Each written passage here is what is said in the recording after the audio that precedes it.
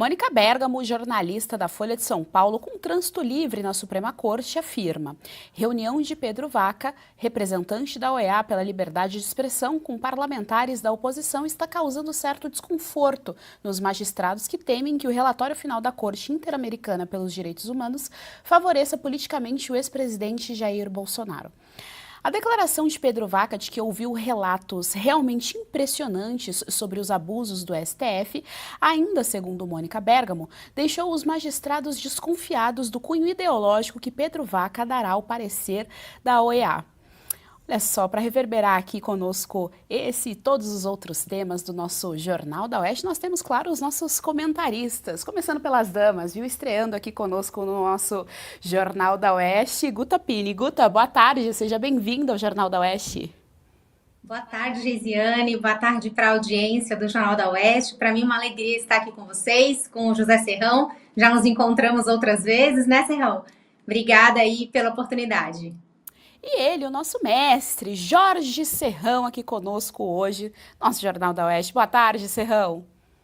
Saudações, Guta, saudações, minha musa e pantera, grande apresentadora desse jornal, e a todos que estão assistindo o Jornal da Oeste. Hoje vai ser campeão de audiência novamente, hein? Vamos arrebentar.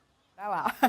Bom, vou começar aqui então pelas damas. Guta, a gente está aí com essa comissão no nosso país, né, desde o começo da semana, Pedro Vaca ouvindo a oposição, ouvindo o STF.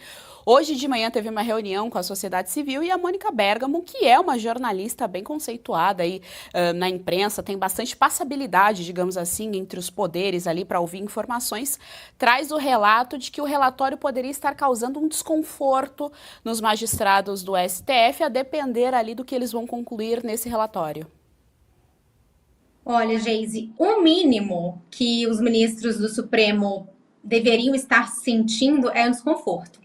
É o mínimo. Porque se a verdade vier à tona, eles estão muito comprometidos. O que nós temos vivido nos últimos 6 anos no Brasil, sob a égide do Supremo Tribunal Federal, uma verdadeira tirania, uma verdadeira supressão dos nossos direitos individuais, liberdade de expressão. Então, o mínimo que eles devem sentir é realmente desconforto. A oposição foi ouvida, nós vimos aí nos últimos dias os vídeos que eles repercutiram nas redes sociais. A comissão, inclusive, tentou ali que alguns depoimentos fossem sigilosos, que eles não fossem gravados, não fossem divulgados, mas o deputado federal Marcel Van Hatten se posicionou na mesma hora contestando essa orientação, dizendo que não havia previsão legal em nenhum documento para que os depoimentos não fossem gravados, a menos que as vítimas desejassem que assim o fosse, né?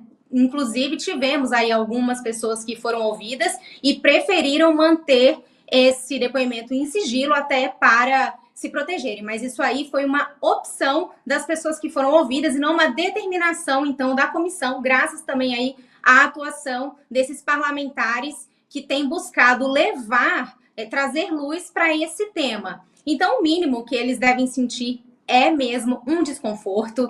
Eu não acredito que a gente não devemos ter um entusiasmo ingênuo em relação a essa visita desse relator, mas nós também não devemos minimizar o que está acontecendo. Finalmente, esse tema ganha uma repercussão que talvez ainda não tivesse ganhado aqui no nosso país e no mundo também. Então, desconforto é o mínimo que a gente espera dos ministros e, se Deus quiser, no futuro, não só desconforto, mas esse relatório virá com muitas informações que muitos de nós ainda nem sabemos que elas aconteceram. E quem sabe aí os desdobramentos disso podem, inclusive, embasar a instalação da CPI, que já está nesse processo de coleta de assinaturas lá na Câmara dos Deputados. Quem sabe isso encoraje também outros deputados a assinarem essa CPI, que ela possa ser instalada. Claro que depende do Hugo Mota, que é o presidente da Câmara. A instalação da CPI não depende só do número de assinaturas, precisa ser uma iniciativa do presidente da Câmara.